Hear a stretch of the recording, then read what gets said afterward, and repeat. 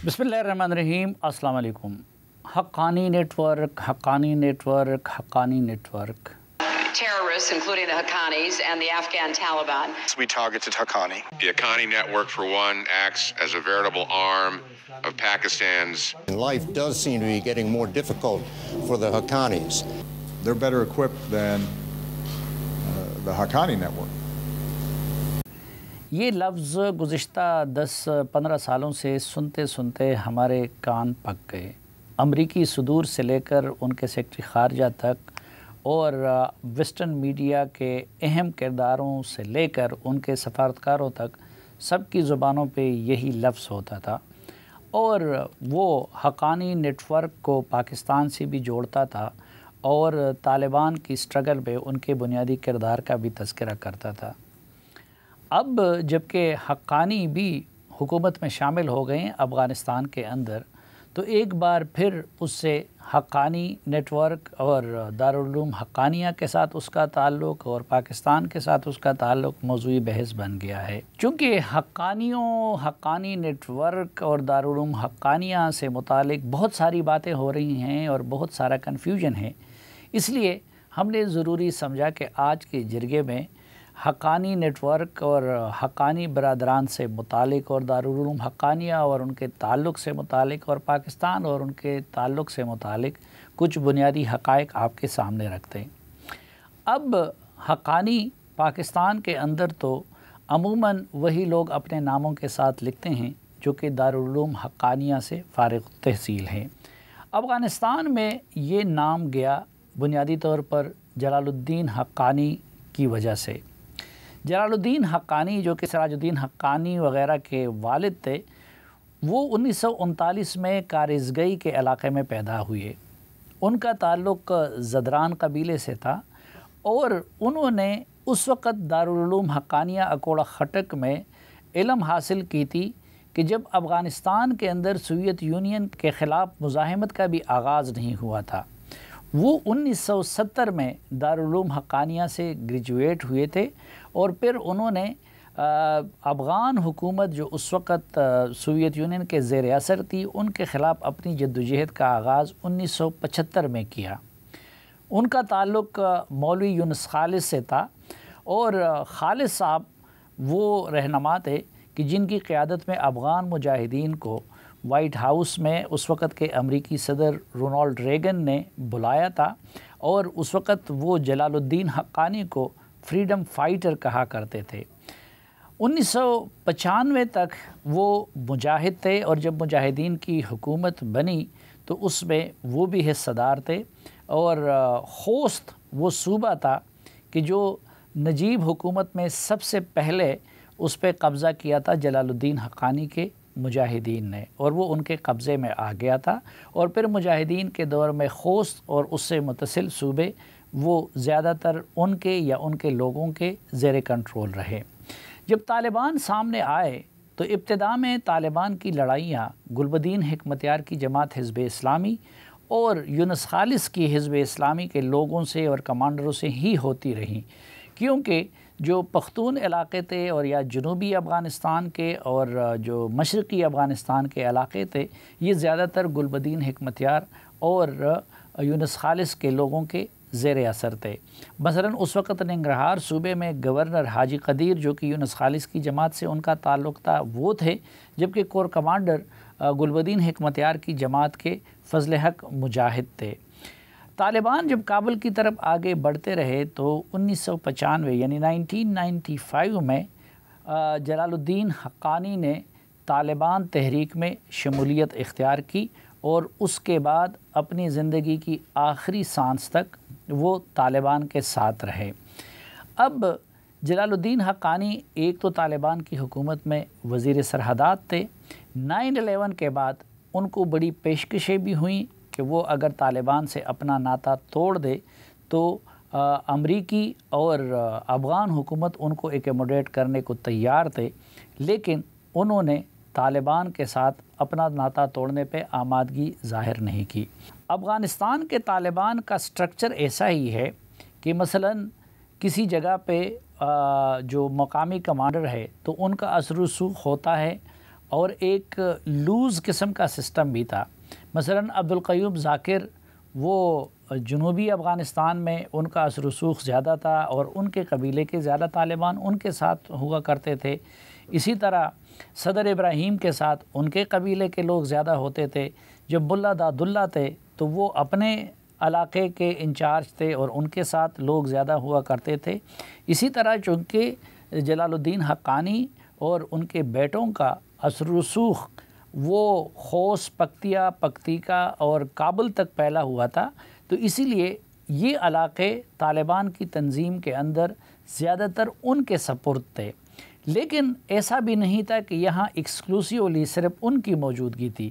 مثلا ننگرہار صوبے میں خود یونس خالد صاحب کے صاحبزادے بھی متحرک رہے تورا بورا محاذ کے نام سے۔ اسی طرح بہت سارے اور لوگ بھی۔ اب یہ آخری ایام میں عبدالقیوم ذاکر کا تعلق اگرچہ جنوبی افغانستان سے تھا، لیکن ان کو یہاں پہ جنگی کارروائیوں کا انچارج بنایا گیا تھا۔ البتہ مجموعی طور پر اس علاقے میں اثر و رسوخ مشرقی افغانستان اور کابل تک کا جو علاقہ ہے وہ سراج الدین حقانی کے لوگوں کا رہا۔ خود جلال الدین حقانی کی وفات کا طالبان نے باقاعدہ طور پر اعلان 2018 میں کیا کہ وہ علالت کی وجہ سے اور ضعیف العمری کی وجہ سے انتقال کر گئے۔ اس کے بعد قیادت ان کے بیٹے سراج الدین حقانی جو خلیفہ کے نام سے مشہور ہے انہوں نے سنبھال لی۔ اب مغربی میڈیا حقانی نیٹ ورک کا نام لے کے اس کو ایک الگ اکائی ثابت کر رہی تھی، یا اسی طرح مغربی ممالک کے حکام بھی حقانی نیٹ ورک کو کوئی الگ اکائی تصور کرتے تھے۔ لیکن حقیقت یہ ہے کہ طالبان کی صفوں میں حقانی نیٹ ورک نامی لفظ کا کبھی بھی استعمال نہیں ہوا، بلکہ سراج الدین حقانی اور ان کے لوگ وہ پہلے ملا محمد عمر کی بیعت میں تھے، پھر وہ ملا اختر منصور کی بیعت میں تھے، اور اب انہوں نے نہ صرف یہ کہ ملا ہبت اللہ کا بیعت کیا ہوا ہے، بلکہ سراج الدین حقانی اور ملا محمد عمر کے صاحبزادے ملا یعقوب وہ دونوں نائبین ہیں ملا ہبت اللہ کے۔ اس لیے وہ اپنے آپ کو طالبان کی مجموعی تنظیم سے الگ کوئی اکائی نہیں سمجھتے۔ پھر ان کے نمایاں رہنے کی ایک وجہ یہ بھی ہے کہ اس قبیلے کے اور اس خاندان کے کئی لوگ وہ امریکہ کے خلاف مزاحمت میں مارے گئے، قتل ہوئے۔ مثلا خود سراج الدین حقانی کے ایک بھائی بدر الدین حقانی وہ ایک ڈرون حملے میں نشانہ بنائے گئے، اور اب یہ جو بدری فورس ہے یہ بھی ان کے مناسبت سے انہوں نے اس کا نام رکھا ہے۔ اسی طرح ان کے ایک اور بھائی ڈاکٹر نصیر الدین حقانی وہ بارہ کہوں میں نامعلوم افراد کی طرف سے مارے گئے۔ اسی طرح سراج الدین حقانی کے ایک اور بھائی محمد حقانی وہ بھی مارے گئے افغانستان میں ایک ملٹری کارروائی کے دوران۔ پھر ان کے ایک اور بھائی عمر حقانی وہ بھی افغانستان میں ایک کارروائی کے دوران خوست صوبے میں امریکی اور نیٹو فورسز کے ہاتھوں مارے گئے۔ انس حقانی سراج الدین حقانی کے ایک اور بھائی تھے، ان کو گرفتار کیا گیا تھا اور وہ باگرام جیل میں رہے لمبے عرصے تک، اور پھر اب جب قیدیوں کا تبادلہ ہو رہا تھا تو اس کے تحت ان کو ریلیز کر دیا گیا۔ اب ان کے چچا خلیل حقانی بھی چونکہ اس معاملے میں اور اس جدوجہد میں ان کے ساتھ تھے، اس لیے ان کو بھی مہاجرین کی وزارت ملی ہے، جبکہ سراج الدین حقانی کے ایک اور چچا ابراہیم حقانی بھی ایک اور محاذ پہ سرگرم عمل رہے طالبان کے ساتھ تعاون کے معاملے میں۔ سوال یہ ہے کہ حقانی نیٹ ورک کا پاکستان کے ساتھ اصلی تعلق اور رشتہ کیا ہے؟ خود حقانی برادران کا دارالعلوم حقانیہ سے اب بھی کوئی واسطہ ناطہ ہے یا کہ نہیں؟ صرف 1970 میں جلال الدین حقانی کے فارغ التحصیل ہونے کے بعد یہ سلسلہ ختم ہو گیا تھا۔ اسی طرح ہم یہ بھی جانیں گے کہ پاکستان کے دینی مدارس اور بالخصوص دارالعلوم حقانیہ کا افغان طالبان کی اس ساری مزاحمت میں کیا کردار رہا؟ یہ اور ان سے جڑے ہوئے دیگر سوالوں کا جواب ہم جانیں گے دارالعلوم حقانیہ اکوڑا خٹک کے وائس چانسلر، سابق MNA اور جمعیت علماء اسلام سمیع الحق گروپ کے سربراہ جناب حامد الحق حقانی سے، لیکن ایک وقفے کے بعد۔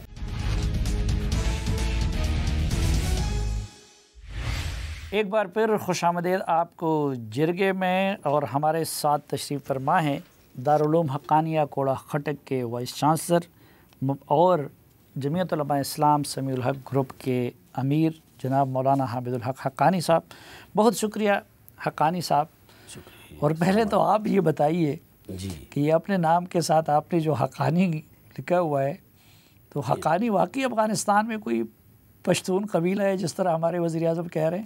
جو حقانیہ کا آپ نے بڑا اچھا ایکسپلین کیا ہے، جو لوگ دارالعلوم حقانیہ کوڑا خٹک اسلامی یونیورسٹی اور اسلامی مدرسے سے جو لوگ پڑھتے ہیں تو وہ اپنے ساتھ ایک اعزازی طور پہ، اور وہاں پہ وہ پڑھ کے جب ڈگری ہولڈر بنتے ہیں اور ان کی دستار بندی ہوتی ہے، پگڑی ان کو وہاں سے ملتی ہے، تو وہ اپنے ساتھ ایک یادگار کے طور پہ ہمیشہ سے حقانی لکھتے ہیں کہ میں حقانیہ کوڑا خٹک کا ریلیجیس ایجوکیشن میں نے وہاں سے کی ہے، جو اسلامی شرعی تعلیمات ہیں قرآن حدیث سنت اور فقہ کی میں نے وہاں سے سیکھی۔ یہ سیم ایسا ہی ہے کہ جیسے عمران خان یا بے نظیر بھٹو مرحومہ یا کوئی اور لیڈر اپنے ساتھ آکسفورڈین یا ہارورڈین لکھ لے، یا ایچیسن کے جو پڑھنے والے لوگ ہیں اور وہ بھی اپنے ساتھ ایچیسن کا لکھتے ہیں، اور برنحالی جیسے ہمارے ہاں ایک سٹینڈرڈ ہوتا ہے، کوئی جامعہ اشرفیہ کا لکھتے ہیں کہ اشرفی فلاں۔ تو لیکن افغانستان میں حقانی کوئی افغانستان میں نہیں ہے، بلکہ یہ جو ہمارے ہاں تعلیمی ادارہ ہے دینی، وہاں پڑھنے والے ہمارے بزرگوں کے کہنے پہ 70 73 75 76 سال سے 1947 میں جامعہ دارالعلوم حقانیہ کا قیام میرے گرینڈ فادر شیخ الحدیث سر مولانا عبدالحق صاحب رحمہ اللہ علیہ نے کیا۔ جی ٹی روڈ پشاور پہ وہ ہے، اور بڑا اوپن کھلا ادارہ ہے، دنیا اس میں آتی ہے، دیکھتی ہے، سرچ کرتی ہے۔ تو وہاں سے لوگوں نے حقانی لکھنا شروع کیا، بلکہ شروع میں جب دارالعلوم حقانیہ بنا تو وہ اکوڑا خٹک کے ایک بازار میں ایک چھوٹی سی مسجد تھی مولانا عبدالحق صاحب رحمہ اللہ علیہ کی، تو اس پہ کسی پلر پہ کسی نے لکھ دیا، ایک اسٹوڈنٹ طالب علم نے، کہ دارالعلوم حقانی۔ تو جب سنا ہے کہ جب مولانا حسین احمد مدنی صاحب دیوبند سے آئے اکوڑا خٹک کا وزٹ کرنے، اور 1936 میں انہوں نے ایک پرائمری اسکول کی، اسلامک مکتب اسکول کی بنیاد اپنے شاگرد مولانا عبدالحق صاحب رحمہ اللہ علیہ کے کہنے پہ رکھی، تو انہوں نے اس کی تصحیح کی کہ یہ دارالعلوم حقانی نہیں بلکہ دارالعلوم حقانیہ ہونی چاہیے۔ تو یہ اس وقت کے ایک اسٹوڈنٹ طالب علم نے آج سے 80-85 سال پہلے ہی اس پلر پہ مسجد کے دارالعلوم حقانی لکھ دیا، مدرسہ حقانی۔ تو بزرگوں نے اس کی تصحیح کی اور اس کو کہا کہ نہیں، دارالعلوم حقانیہ۔ تو اسی دن سے دارالعلوم حقانیہ کا نام آپ لوگوں کا انگلش میڈیم ماڈل اسکول بھی ہے؟ بالکل، English medium model school Haqqania کے اندر ہی ہے، اور وہ FSC اور FA تک وہ پرائمری لیول سے لے کے پڑھاتا ہے۔ بلکہ یہ مزے کی بات ہے کہ جو لوگ ہمیں بڑے انتہا پسند اور سخت قسم کے لوگ سمجھتے ہیں، تو جب حضرت مولانا عبدالحق صاحب رحمہ اللہ علیہ دیوبند میں ٹیچر تھے اور وہاں سے اسٹوڈنٹ بھی تھے، وہاں سے فارغ التحصیل انڈیا سے ہوئے، تو انہوں نے سب سے پہلے 1936 میں اسکول کی بنیاد رکھی، بعد میں انہوں نے 47 میں دارالعلوم حقانیہ کی بنیاد مین سڑک اکوڑا خٹک میں رکھی۔ تو کتنے طلباء ہیں دارالعلوم حقانیہ میں، اور اسکول میں کتنے طلباء ہیں؟ اسکول میں تو ہمیشہ بڑے بڑے لوگ وہاں سے اسکول کے، ڈاکٹر مولانا شیر علی شاہ مدنی صاحب، جناب اجمل خٹک صاحب، مولانا سمیع الحق شہید، یہ سب اس اسکول کے پڑھے ہوئے اسٹوڈنٹس ہیں۔ پروفیسر افضل رضا، بڑے بڑے نام ہیں ادیبوں، رائٹرس میں اور سیاستدانوں میں، وہاں سے پڑھے۔ اجمل خٹک بھی وہاں سے پڑھے، کیونکہ ایک ہی اسکول تھا اس وقت اکوڑا خٹک میں، ہمارے محلے اور گھر اور مسجد مولانا عبدالحق کے ساتھ، جہاں سے اجمل خٹک صاحب نے تفسیر قرآن اور یہ اپنے استاد مولانا عبدالحق صاحب سے پڑھی۔ لیکن بعد میں ایک سیاسی اختلاف ہوا اور وہ دوسرے راستے پہ چل پڑے، لیکن ہمیشہ ادب کو ملوذ خاطر انہوں نے رکھا۔ تو طلباء کی تعداد حقانیہ ہائی اسکول میں ہمیشہ سے 1000-1200 رہی ہے۔ ابھی ہم نے اس کو تھوڑا کنٹرول کرنے کے لیے کہ اس کا سٹینڈرڈ زیادہ جائے تو 500-600 پہ کر دیے کہ وہ ڈبل سٹوری ہے، اس میں ہم اس کا سٹینڈرڈ بلند کر سکیں، تو اس کے لیے ذرا اسٹوڈنٹس کی تعداد ہم نے کم کی ہے۔ خود مولانا اور دارالعلوم حقانیہ میں جو طلباء پڑھتے ہیں سالانہ، تو وہ بھی 4,500-5,000 ہزار چھوٹے بڑے اور بنات خواتین کی بچیوں کا مدرسہ شامل کر کے، اور دارالحفظ قرآن 4-5 ہزار اسٹوڈنٹ بیک وقت وہاں رہتے بھی ہیں اور پڑھتے بھی ہیں۔ مولانا فضل الرحمان صاحب بھی وہاں پڑھے ہیں؟ مولانا فضل الرحمان صاحب کوڑا خٹک سے پڑھے ہیں، اور میرے دادا جان شیخ الحدیث حضرت مولانا عبدالحق صاحب رحمہ اللہ علیہ، اور میرے والد صاحب قائد جمعیت اور شہید اسلام، شہید پاکستان، شہید جہاد افغانستان، شہید ناموس رسالت حضرت مولانا سمیع الحق شہید کے خصوصی شاگردوں میں تھے، اور ان کے ساتھ زیادہ محبت اور تعلق کا رشتہ اس لیے تھا کہ وہ حضرت مولانا مفتی محمود صاحب رحمہ اللہ علیہ جو اس وقت کی متحدہ JUI کے امیر تھے اور صوبہ سرحد KPK کے چیف منسٹر بھی تھے،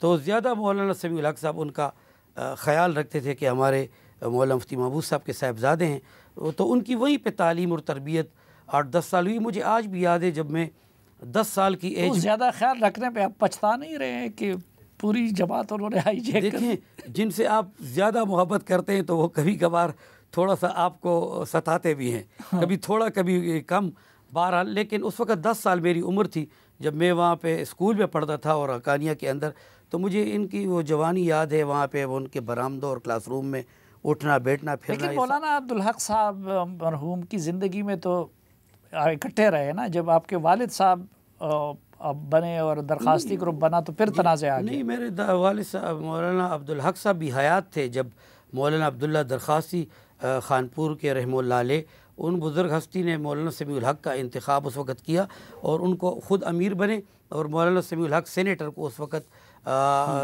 جمعیت علماء اسلام پاکستان کا اپنی گروپ کا جنرل سیکرٹری بنایا۔ اور ان کی زیادہ سوچ یہ تھی کہ چونکہ مولانا سمیع الحق شہید نے سینیٹ آف پاکستان میں تنہا حضرت مولانا قاضی عبداللطیف صاحب رحمہ اللہ علیہ سینیٹر کے ساتھ شریعت بل پیش کیا ہے، اور وہ بڑے اچھی طریقے سے اس کو پارلیمنٹ میں سینیٹ میں ڈیفینڈ کر رہے ہیں، اس کو آگے لے جا رہے ہیں، اور پاکستان میں اسلامائزیشن کی جدوجہد کر رہے ہیں۔ تو اور وہ مولانا وجہ یہ بھی تھی کہ وہ غیر جماعتی انتخابات جنرل ضیاء الحق کر رہے تھے، تو کچھ جماعت اسلامی اور آپ لوگوں کی ضیاء الحق سے بنتی تھی، اور مولانا دوسری طرف جو ہے MRD میں تھے۔ بالکل MRD اور یہ چیزیں اس وقت اختلاف کی مختلف چیزیں صورت بنی۔ کچھ علماء کا اختلاف تھا کہ ہم نے بے نظیر بھٹو مرحومہ شہید کی پارٹی میں ہم نے نہیں جانا، اور جلال کچھ الدین حقانی صاحب کس وقت یہاں پہ پڑھے؟ یہ میرے خیال میں جی آفٹر تقریباً 40 برس پہلے کی بات ہے، 40 برس، اب میں 50+ ہوں، 50 میں ہوں۔ سوویت یونین کے خلاف افغان جہاد کے آغاز سے پہلے پڑھے تھے غالباً؟ بالکل، وہ وہاں پڑھ بھی رہے تھے اور وہاں ٹیچر بھی تھے، پڑھا بھی رہے تھے۔ جب رشیا جب افغانستان میں داخل ہوا تو انہوں نے اور مولانا یونس خالص بابا جی بھی دارالعلوم حقانیہ کوڑا خٹک کے اولین شاگردوں میں مولانا عبدالحق صاحب کے تھے۔ ان سے انہوں نے دور حدیث کی سند اور پگڑی ڈگری لی، اور وہ انہی دنوں خود ہی اپنی مرضی سے جب رشیا افغانستان میں داخل ہوا تو جتنے افغانی پڑھ رہے تھے وہاں پہ مختلف مدارس میں، کوڑا خٹک نہیں بلکہ ملک بھر میں، تو انہوں نے اپنا ایک فریضہ سمجھا کہ ہم اپنے ملک سے رشیا کو باہر نکالیں، یہ ہم کسی کا تسلط برداشت نہیں کرتے، اور ہم اپنے ملک کو کسی کافر کے ماتحت نہیں چلنے دیں گے۔ لیکن یہ بات تو غلط ہے کہ طالبان کے جو پہلے امیر المومنین تھے ملا محمد عمر، وہ اکوڑا خٹک میں پڑھے تھے۔ اعزازی ڈگری تو آپ میرے خیال میں بالکل ملا عمر صاحب رحمہ اللہ علیہ نے پڑھا تھا، لیکن وہ دارالعلوم حقانیہ کے ٹیچر سے پڑھا تھا۔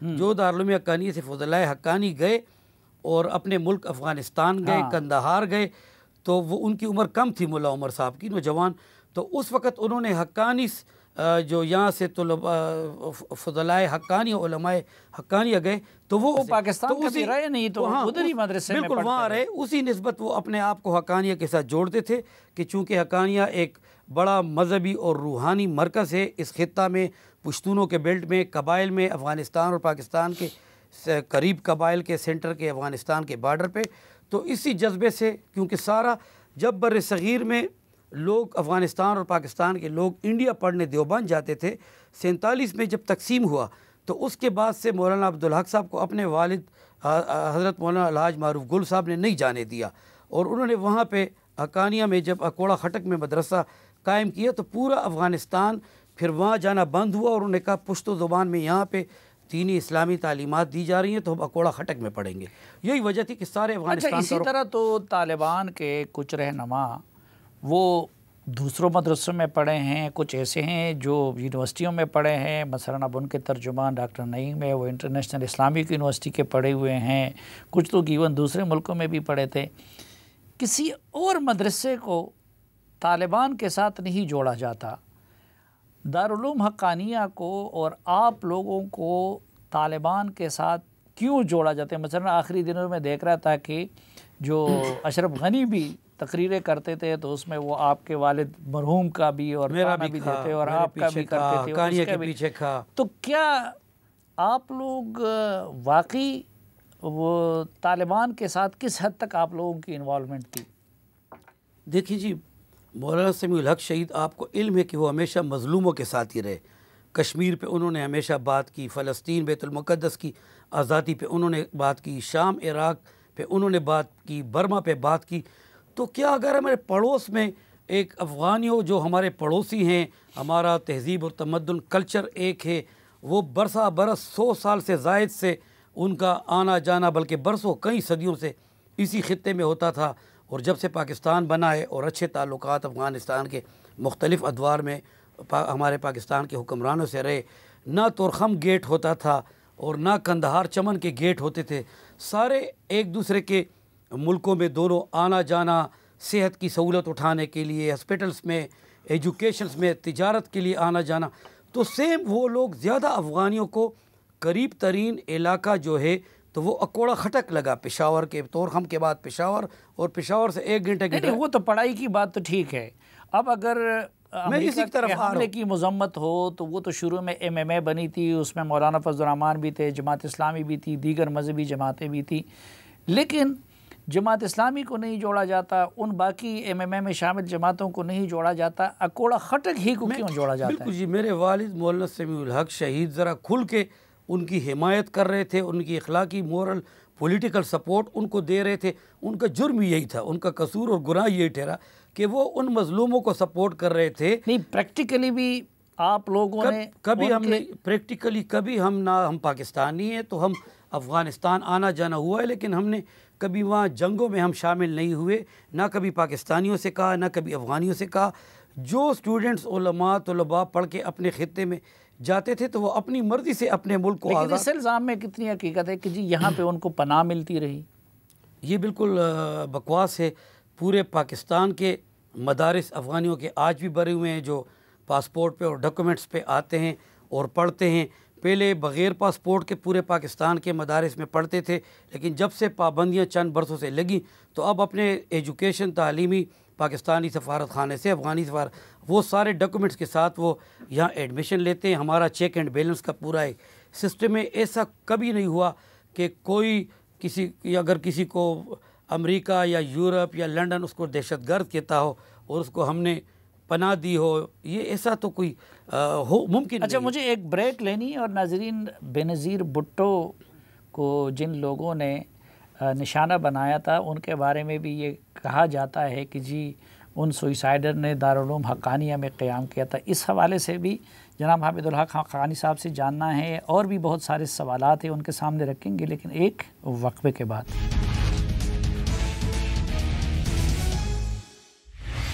ایک بار پھر خوش آمدید آپ کو جرگے میں. آج کے جرگے میں ہمارے ساتھ ہیں دارالعلوم حقانیہ کے وائس چانسلر اور جمعیت علماء اسلام سمیع الحق گروپ کے امیر مولانا حامد الحق حقانی صاحب. حقانی صاحب, یہ بات کیا درست نہیں ہے کہ جب جنگوں کا وقت ہوتا تھا, گرمی کے وقت میں افغانستان میں, تو کہتے کہ یہ بھی الزام لگتا رہا کہ اس دوران آپ لوگ اپنے مدرسے میں چھٹی کرا دیتے تھے کہ طالبان کو افرادی قوت مل جائے؟ دیکھیں جی, یہ بالکل غلط بات ہے. ہمارا کبھی بھی ایسا نہیں ہوا. جب سے پاکستان بنا ہے اور مدرسہ قائم ہوا ہے 47 یا اس سے قبل 1936 میں جائیں وہ اسکول, مکتب اسکول یا مسجد کے حوالے سے, تو اس وقت سے لے کے ہمارا ایک سسٹم ہے, سیمسٹرز ہوتے ہیں, اور وہ جب چھوٹی عید کے بعد جب رمضان ختم ہوتا ہے, چھوٹی عید کے تقریباً 10ویں دن ہمارا ایڈمیشن ہوتا ہے, اور پورے پاکستان سے, افغانستان سے, قبائل سے, اور دیگر ممالک سے اگر کوئی پڑھنا چاہے اور وہ عربی، فارسی، پشتو، اردو سمجھتے ہیں، وہ چاہے وہ سینٹرل ایشیا کے لوگ تھے، ترکی سے بھی اسٹوڈنٹ پڑھے ہیں، عرب بھی تبرکاً وہاں پہ آ کے متاثر ہوئے پڑھے ہیں، تو ہم نے کبھی ایسا نہیں کیا. اپنے اصول اور اپنے حالات اور موسموں کے مطابق ہم نے چھٹیاں دی ہیں. کبھی کسی جنگ کے لیے یا کبھی کسی اس پہ ہم نے اسپیشل چھٹی نہیں دی ہے. یہ اتنی بڑی بلڈنگ ہے، مدرسے کی بھی، اسکول کی بھی، اور اتنے ہزاروں اسٹوڈنٹس ہیں، پیسہ کہاں سے آتا ہے؟ دیکھیں جی، یہ تو جتنی ہماری بلڈنگ ہے اور جتنا ہمارا ادارہ ہے، اس سے کئی گنا بڑے بڑے ادارے کراچی میں ہیں. مولانا تقی عثمانی صاحب کا دارالعلوم کراچی، بینوری ٹاؤن، جامعہ اشرفیہ لاہور، یہ سب بڑے بڑے ادارے ہیں اور وہاں بھی ہزاروں اسٹوڈنٹس پڑھتے ہیں. تو ان کے پاس پیسہ کہاں سے آیا؟ تو اس کا مطلب یہ کہ پیسہ ہم سب مدارس کو عوام پاکستان جو اپنے ایک دینی فریضہ سمجھتے ہیں، اپنے زکوٰۃ سے، اپنے صدقات سے، اپنے خیرات سے، اپنے بچوں کا، غریب غربا جو ہے اپنے بچوں کا پیٹ کاٹ کے وہ دینی تعلیم جاری رکھنے کے لیے اس خطے میں اپنی قربانی دیتے ہیں. اور وہ 1 روپے سے لے کے لاکھوں روپے تک جن کی جتنا بھی جس کو توفیق ہوتی ہے وہ خود پیسے پہنچاتے ہیں پاکستان اداروں کو، مدارس کو. اور یہ ایک خیراتی سلسلہ چل رہا ہے. اس میں کوئی جس طرف آپ اشارہ کریں، کوئی فارن فنڈنگز یا کوئی ایسی چیز کہ کوئی بڑی انڈسٹریاں اس کے لیے لگائی ہیں، یہ خالص اللہ کے توکل کی بنیاد پہ. ہماری کوئی پراپرٹی بھی نہیں ہے، نہ اس سے کرائے آتے ہیں. صرف ہم سالانہ جب ایک بجٹ ختم ہوتا ہے تو اگلے بجٹ کا ہم کہتے ہیں کہ اللہ تعالیٰ اس کو شعبان رمضان میں لوگوں کو، عوام کو توفیق دے گا. وہ پاکستان کے تمام مدارس، دیوبندی، بریلوی، اہل حدیث، شیعہ، سنی، تمام مدارس کو اپنے اپنے مکاتب فکر کے لوگ جو ہیں تو اپنی رقوم پہنچا دیں گے، اور اسی پہ آنے والا سال جو ہے تو انشاءاللہ گزرے گا. اور وہ اس سے ہم بہترین طریقے سے لنگر، تعلیم، خیرات، صدقات سے چلنے والے دارالعلوم حقانیہ میں بے نظیر بھٹو صاحبہ کے قاتل کیوں ٹھہرتے ہیں؟ یہ بالکل غلط ہے. ایک غلط تأثر اس وقت دیا گیا، اور ہم نے کہا، مولانا سمیع الحق صاحب میرے والد صاحب سیاستدان بھی تھے، اپنی پارٹی کے سربراہ تھے، سینیٹر تھے، اور ایک بڑے دینی اتحاد و دفاع پاکستان کونسل کے سربراہ تھے. انہوں نے کئی دفعہ چیلنج کیا کہ ایسا کوئی ایک نام بھی ہو یا کوئی ایک شخص بھی زندہ یا مردہ ہو تو میرے سامنے پیش کریں کہ انہوں نے دارالعلوم حقانی میں پناہ لی ہو یا یہاں پہ منصوبہ بنایا ہو. تو یہ ساری رانگ باتیں ہیں. جو رحمان ملک صاحب سے ہمارا بڑا اچھا تعلق رہا ہے، میرے والد صاحب کے دوست رہے، ہم میرے ساتھ پارلیمنٹ میں اکٹھے رہے، میں بھی جب میں نے تھا وہ سینٹ میں، ساری چیزیں، تو ان کی بھی غلط بیانی، اور انہوں نے بھی کوئی سٹیٹمنٹس ایسے اس وقت دیے کہ ان لوگوں، تو میرے خیال میں یہ ویسے ہی باہر کی دنیا میں مغربی دنیا کو اور مارٹس کارڈ دنیا کو خوش کرنے والی بات ہے. اور کسی کو اگر آپ نے قربانی کا بکرا بنانا ہو تو جس طرح میرے والد مولانا سمیع الحق شہید قربانی کا بکرا بنے، امن پیس پروسیس کے اندر ہی ان کو شہید کیا گیا. کس نے ان کو شہید کیا؟ آپ کے خیال میں قربانی کا بکرا بنایا؟ بیرونی بڑی شیطانی قوتیں، طاقتیں جو افغانستان میں امن نہیں چاہتے تھے، اور وہ چاہتے تھے کہ یہاں پہ بلڈ گرتا رہے اور انسانوں کے خون کا سمندر جاری رہے. مولانا صاحب کی امریکی سفراس کا آنا جانا، کوڑا خٹک ملاقاتیں تھیں. افغان سفیر گھنٹوں بلکہ دنوں مولانا صاحب کے ساتھ بیٹھے رہتے تھے. مولانا صاحب نے کھلے دل سے ان سے کہا کہ میرا جو بھی انسانیت، ایک انسان کو بھی قرآن کہتا ہے جس نے ایک انسان کی جان بچائی. عمران خان کی حکومت میں ان کو نشانہ بنایا گیا. آپ ان کے اتحادی ہیں، سپورٹر ہیں. آج تک کیوں تحقیقات اور مکمل نہیں ہوئی اور مجرموں کا کیوں پتہ نہیں لگا؟ بالکل اس پہ ہم بھی گلہ مند ہیں، اور ہمارا گلہ بھی حکومتوں سے بنا ہے، پولیس ڈپارٹمنٹ سے بنا ہے کہ مولانا صاحب کی کیس کو کیوں سنجیدہ نہیں لیا گیا. لیکن جہاں تک میں حالات کو سمجھتا ہوں تو جب ایک ٹیلی فون کال پہ ہم دوسرے ملک پہ چڑھائی کے لیے امریکہ کو راستہ دے سکتے ہیں، تو شاید کسی کی ٹیلی فون کال پہ ایک ہی ٹیلی فون کال پہ مولانا صاحب، آپ عمران خان کہتے ہیں کہ میں ایبسولوٹلی لاٹ والا ہوں، میں ٹیلی فون کال والا نہیں ہوں، تو اس معاملے میں وہ کیوں کسی کا مانیں گے؟ تو میں عمران کو نہیں کہہ رہا، سسٹم کو کہہ رہا ہوں، حکومت کو کہہ رہا ہوں، پولیس ڈپارٹمنٹ سے جو بھی تھا، بڑی طاقتوں سے شاید ہم زیادہ کمزور ہو گئے ہیں، اکنامک لحاظ سے، پولیٹیکل لحاظ سے ہمارے ایمان اور شاید کمزور ہو گیا ہے. مذہب تو بڑا سٹرانگ ہے، ایمان کمزور ہو گئے، ہم خوفزدہ قوم ہے، اب تو شیخ رشید خوفزدہ سیاستدان حکمران ہیں، تو مولانا سمیع الحق کے کیس کو ہم زیادہ فالو نہیں کر سکے، ان کا حق بنتا تھا۔ قاتلوں کو منظر عام پہ کیوں نہیں لاتے؟ قاتل ہمیں معلوم ہے، قاتل تو بڑی سپر طاقتیں تھیں، یہود و نصارہ تھی، اور جو بھی ان کا اللہ تعالیٰ نے ان سے انتقام افغانستان میں لے لیا، ان کی شکست ہو گئی، اور وہ مولانا صاحب کا خون رائگاں نہیں گیا۔ مولانا صاحب کے خون بہنے کے بعد، شہادت کے 3 ماہ بعد، آپ دیکھیں ٹائمنگ کو دیکھیں، مولانا صاحب شہید ہوتے ہیں، اس کے 3 ماہ بعد قطر میں معاہدہ سائن ہوتا ہے، اور وہاں پہ طالبان کے ساتھ پوری ناٹو ساری فورسز اور امریکہ باقاعدہ معاہدہ کر کے سرنڈر ہو۔ تو یہ مولانا صاحب کی خون کی گرمائش ہی تھی کہ ان کا ایک ضعیف العمر 83 سال کی عمر کے بوڑھے شخص کو جس طرح 4 افراد کے وہاں نشانات ملے ہیں، اور 4 قسم کی چھریاں اور خنجر ان کی باڈی پہ استعمال کی گئی ہیں، تو ایک کمزور آدمی کہاں تک۔ اچھا، اب طالبان کو فتح نصیب ہوئی اور وہ حکمران بن گئے، دنیا ان سے کہہ رہی ہے انکلوسیو گورنمنٹ بناؤ، اس میں دیگر کو بھی شامل کرو، لیکن انہوں نے صرف اپنی حکومت بنا دی۔ اب طالبان جس طرح نظام چلا رہے ہیں ٹھیک کر رہے ہیں؟ دیکھیں جی، میرے خیال میں جو فاتح ہوتا ہے تو وہ کہتا ہے کہ میں جو میرے ساتھ شریک سفر رہے ہیں، جنہوں نے کام کیا ہے، تو انہی کو میں فرنٹ پہ رکھوں گا، جنہوں نے قربانیاں دی ہیں، اور جو کھاتے پیتے رہے، امریکہ سے بھی کھاتے پیتے رہے، بھارت سے بھی کھاتے پیتے رہے، اور روس اور چین اور دنیا بھر کے ممالک سے مختلف حکومتیں وہاں گزری ہیں 10 15 20 سال میں، تو میرے خیال میں اب ان کے لیے ہمارا پاکستان تو مطالبہ کر رہا ہے، اور دنیا بھی مطالبہ کر رہی ہے، اور میں بھی سمجھتا ہوں کہ طالبان جتنی ان کی وسعت ظرفی جتنی نظر آ رہی ہے، جس طرح انہوں نے عام معافی کا اعلان فتح مکہ کی یاد تازہ کر دی اور عام معافی کی، تو ان کو چاہیے کہ جو بڑے بڑے گروپس ہیں پولیٹیکل، حکمت یار صاحب وہاں پہ ہیں، دیگر اور ادرس لیڈرز ہیں کچھ سابقہ، تو ان سے بھی اگر مختلف پاکٹس میں سے اور حصوں میں سے کچھ لوگوں کو چھوٹی سطح پہ یا پروونشل یا وفاق میں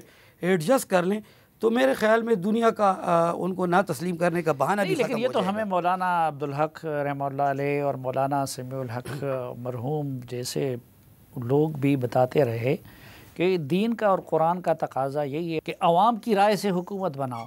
اس لیے مولانا عبدالحق صاحب بھی الیکشن لڑتے تھے، اس لیے مولانا سمیع الحق صاحب بھی لڑتے تھے، اس لیے آپ بھی لڑتے ہیں۔ تو آپ ان کو یہ مشورہ کیوں نہیں دیتے کہ ان کے لیے لازم نہیں ہے کہ عوام کی رائے ووٹ کے ذریعے اپنے انتخاب کو لیجیٹمائز کر لے؟ لیکن وہاں ایسے حالات ہی دنیا نے بننے نہیں دیے۔ 40 سال وہاں جنگیں رہیں، 40 سال، پہلے 10 سال رشیا، پھر طالبان مجاہدین کی آپس میں خانہ جنگی۔ نہیں، یہ تو وہ مولانا فضل الرحمان والی دلیل آپ دے رہے ہیں نا۔ نہیں، میں اپنے جو میری معلومات ہیں، جو میری سٹڈی ہے، میں تو اس وہاں تو حالات ہی 20 سال پہلے اور 20 سال جنگ میں گزرے۔ لیکن اب تو نہیں ہے نا، اب لے عوام سے رائے۔ تو میرے خیال میں ایک دن میں تو یہ ایک دن کا سفر تو نہیں، ایک دن میں تو تبدیلی نہیں آ سکتی۔ وہاں تو انہوں نے ان کو چند سال یا چند مہینے دیے جائیں تاکہ وہ سیٹل ہوں۔ جو ان کے نقصانات ہوئے ہیں، ان کے خاندان وہ کہہ رہے ہیں کہ ہم نے ہر دن اپنی گھروں میں لاشیں دیکھی ہیں، مردوں کی، بچوں کی، خواتین کی۔ نہیں، لیکن مولانا فضل الرحمان تو وہاں الیکشن انتخابات کے کب حالات ہیں؟ جب خمینی بھی انقلاب لائے تو اس کے بعد بڑا ٹائم لگا، جب اس نے سیٹ کیا تو اب دیکھیں تو ایران ایک اپنے وہ اس کو جمہوریت کہتے ہیں، اپنی جمہوری راستے پہ وہاں الیکشن بھی ہوتے ہیں، صدارتی، پرائم منسٹر، ساری چیزیں۔ تو آپ سمجھتے ہیں کہ الٹیمیٹلی پھر یہ لوگ اس طرف چلے جائیں گے؟ مجھے امید ہے، دیکھیں سعودی عرب میں بھی ایک شاہی سسٹم ہے، کنگ سسٹم، لیکن انہوں نے بھی ایک شورا بنائی ہے، سینٹ بنائی ہے، اور مختلف شخصیات۔ وہ تو ہمارے پڑوسی نہیں ہے نا، وہ تو حقانی اپنے نام کے ساتھ نہیں لکھتے نا۔ لیکن اسلامی ملک تو ہے نا، یہ بھی اسلامی ملک ہے۔ دنیا کی فتح کو تو ہم اپنی فتح، جس طرح آپ لوگ ابھی کہہ رہے ہیں یا آپ مولانا سمیع الحق صاحب کے کردار کا ذکر کر رہے تھے، تو سوال یہ کہ ایک سچے مومن کی طرح جو چیز مولانا عبد الرحمان صاحب اور آپ اپنے لیے پسند کرتے ہیں تو وہ ان کے لیے افغانستان کے لیے کیوں پسند نہیں کرتے؟ اپنے لیے جمہوریت، ان کے لیے امارت، یہ کھلا تضاد نہیں؟ جمہوریت سے تو کوئی انکار نہیں، لیکن جمہوریت میں ہمارے باپ دادا کی ہڈیاں، مولانا فضل الرحمان صاحب کی باپ دادا کی ہڈیاں، یہ ساری چلی گئی جنت میں، لیکن ہم نے یہاں کوئی تبدیلی اور چینج تو محسوس نہیں کی۔ یعنی ملک جو ہمارا ہے تو وہ وہاں معاشی مسائل وہی ہیں۔ کیا آپ بھی پھر طالبان والا رستہ اپنانا چاہتے ہیں؟ میں آ رہا ہوں، سیاسی مسائل وہی ہیں، ہم کمزور سے کمزور ہمیں دشمن کرتا رہتا ہے، اس کی سازشیں چلتی رہتی ہیں. ہم جمہوریت پسند کریں نہ کریں، لیکن اپنے پاکستان کے سسٹم کو ہم نے ایکسیپٹ کیا ہوا ہے اور اس کے خلاف کوئی ڈنڈا یا بندوق نہیں اٹھا رہے، اور ہم اس کے ساتھ جمہوری اور ووٹنگ کے پروسیس میں چل رہے ہیں. لیکن میں کہتا ہوں کہ وقت آنے دیں. افغانستان بھی دنیا سے باہر نہیں رہ سکتا. دنیا جو ہے کہ ایک گلوبل ویلیج ہے، وہ دنیا کو دیکھ رہے ہیں. وہاں بھی کوئی بادشاہی اور ڈنڈے والے سسٹم نہیں ہوگا. چند برسوں بعد، سال 2 سال بعد، طالبان بھی میرے خیال میں اس ٹریک پہ آ جائیں گے کہ وہاں پہ انتخابات کا حصہ بن سکیں اور ایک جمہوری طریقے سے وہ پارلیمنٹ بنا سکیں. ہماری دعائیں ان کے ساتھ ہیں اور دنیا بھی ان سے مطالبات کر رہی ہے. لیکن بدقسمتی طالبان کی یہ ہے کہ جب بھی طالبان آتے ہیں اور ان کے ساتھ یہ طالبان کا نام غلط انداز سے، جیسے کہ ریڈ انڈینس ہو امریکہ میں، اس انداز سے پیش کیا جاتا ہے. اگر دنیا ان کو ایکسیپٹ کرے، ان کے لیے اپنے ریاستی دروازے، اپنے خارجی دروازے، سفارتی دروازے کھول دے، تو میرے خیال میں ان کی ہم بہت اچھی طریقے سے دنیا تربیت کر سکتی ہے. ان کو مین سٹریم میں ہم داخل کر سکتے ہیں. پاکستان آپ نے سے پہلے آپ نے جو، لیکن اس کے لیے ان کو بھی اپنے آپ کو تھوڑا سا کوالیفائی کرنا ہوگا نا. کوالیفائڈ وہ آلریڈی ہیں. کوالیفائڈ صرف وہ تو نہیں ہے کہ جو یونیورسٹیز اور کالجز سے، نہیں میں اس لحاظ سے نہیں کہ بھئی آپ کو ہیومن رائٹس کا خیال رکھنا ہوگا، عوام کی رائے کا خیال رکھنا ہوگا، انکلوسیو گورنمنٹ بنانی ہوگی، دیگر کمیونٹیز کو نمائندگی دینے ہوگی. یہ اس کو میں کوالیفیکیشن کرتا ہوں کہ ریکگنیشن کے لیے اپنے آپ کو کوالیفائی تو کر لینا. میرے خیال میں جس انداز میں وہ داخل ہوئے ہیں اور امن کے ساتھ داخل ہوئے ہیں، اور اشرف غنی نے ایک معاہدہ توڑا، ان کے ساتھ بیٹھ کے بات کرنی تھی لیکن وہ چلے گئے. ایک برے حالات میں افغانستان ان کے سامنے رہا. انہوں نے سیکورٹی وائز انٹری کی اور بغیر کسی کو شوٹ کیے، بغیر کسی کو گولی چلائے. تو ایک پرامن حکومت جب انہوں نے بنا لی، 1 مہینے میں، مہینہ 40 دن ہوئے ہم آپ دیکھ رہے ہیں، تو میرے خیال میں یہ سارا کچھ وہ کریں گے. لیکن کچھ ٹائم ان کو ملنا چاہیے. جہاں بھی ہماری جب کیئر ٹیکر گورنمنٹ ہوتی ہے، میرے پاس بھی ٹائم کا آ گیا ہے اور پروڈیوسر مجھے بار بار کہہ رہے ہیں کہ جیسے آپ وقت ختم ہوا ہے بہت پہلے سے. تو بہت شکریہ. کئی اور باتیں بھی آپ سے کرنے کو جی چاہ رہا تھا لیکن وقت مزید اجازت نہیں دیتا. ناظرین، جناب حامد الحق حقانی صاحب کے شکریہ اور اس دعا کہ افغانستان اور پاکستان امن کے گہوارے بنے. آج کے جرگے سے اجازت چاہتا ہوں. اللہ حافظ.